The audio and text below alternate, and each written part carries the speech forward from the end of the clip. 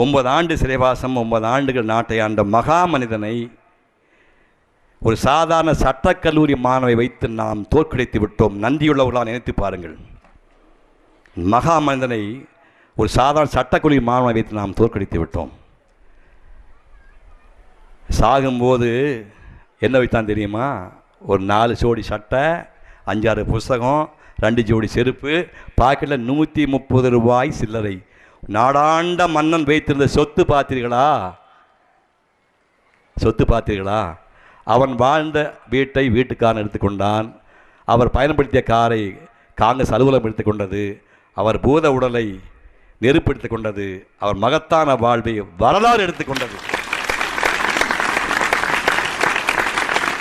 அதனால்தான் சொன்னான் என்னுடைய கண்ணதாசன், தங்கமே தென்பொதிகை சாரலே தன்னிலவே சிங்கமே என்றழைத்து